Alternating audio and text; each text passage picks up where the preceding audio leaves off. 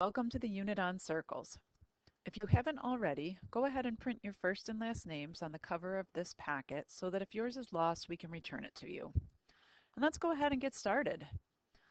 The first lesson in this unit is all about central angles and inscribed angles. A central angle is an angle that's formed when two radii intersect such that the vertex of the angle is at the center of the circle. That's important, so I'm going to pause here and I'm going to underline. Vertex is at the center of the circle. Now, notice the connection between the name, central angle, and the location of the vertex, center. That's important vocabulary to know. To find the measure of a central angle, we find its intercepted arc because the measure of that central angle is always going to be equal to the measure of the intercepted arc. For instance, in this picture, they tell us that angle AOB is a central angle. And because angle AOB is a central angle, we know that the vertex of angle AOB is at the center. And indeed, if we take a look at where angle AOB is in the picture, there's angle AOB, the green angle. Now, in order to find the measure of this angle, it's almost always helpful to take and to extend the sides of the angle.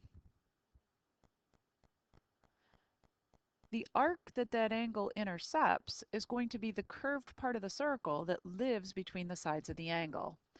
So in this case, the arc, or the intercepted arc, is going to be that arc that's represented by yellow, or in other words, 80 degrees. So the measure of this central angle is going to be equal to the degree measure of this arc. In this case, 80 degrees.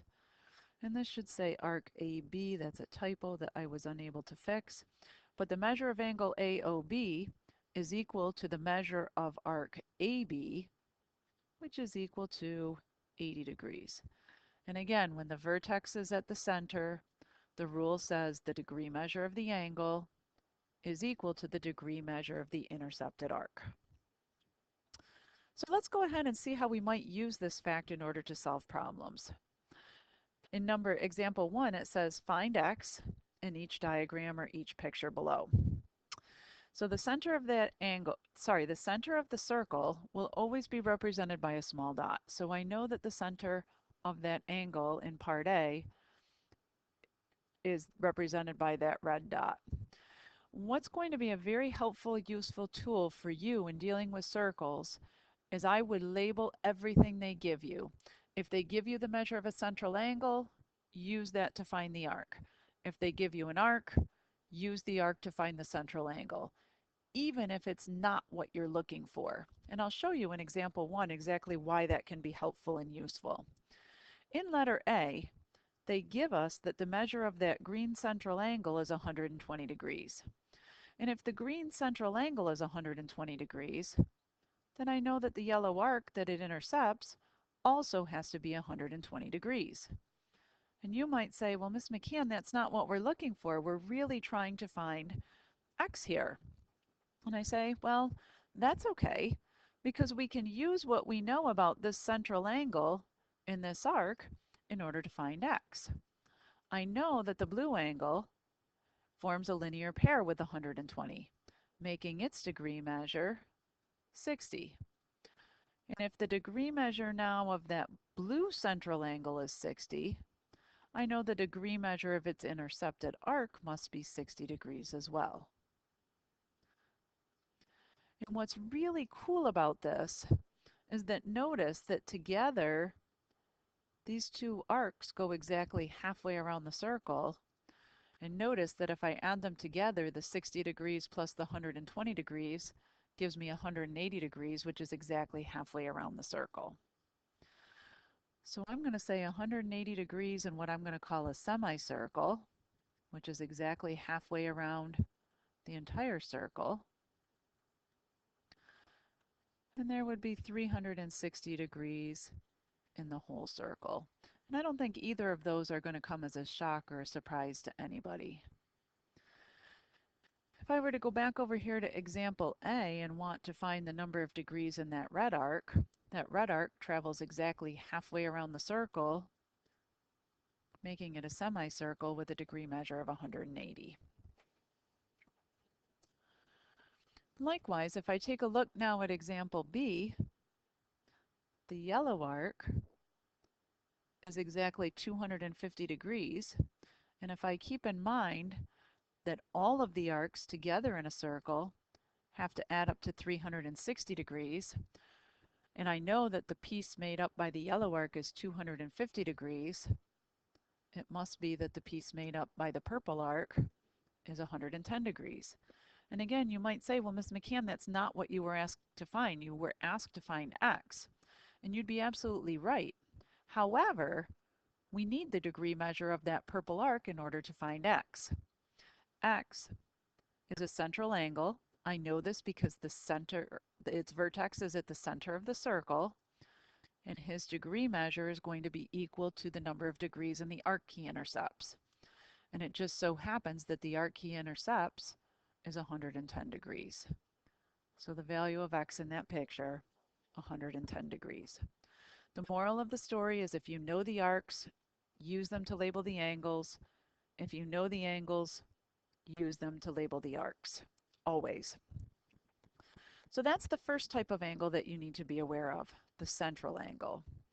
The second type of angle that we're going to work with or be introduced to in this video is the inscribed angle. The inscribed angle is a little bit different. He has his vertex on the circle. So rather than working with an angle whose vertex is at the center, an inscribed angle will have its vertex on the circle. His sides are made up of two intersecting chords. The rule for the inscribed angle is a little bit different than the rule was for the central angle. To find the measure of an inscribed angle, we take half the measure of the intercepted arc.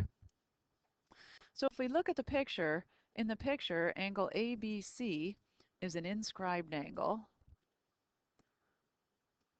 We know it's an inscribed angle because its vertex is on the circle and its sides are made up of chords. And this should say angle ABC.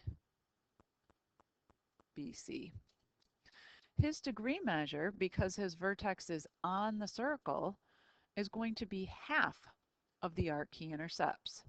And again, if it's easier to find the arc he intercepts, take your pencil and extend the sides of that angle.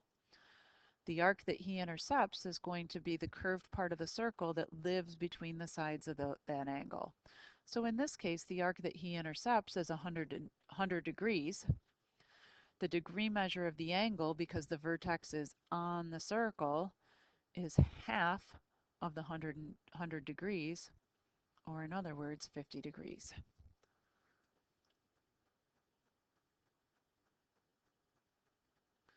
All right, let's take a look at a couple more examples. In number 2, again, it says find x.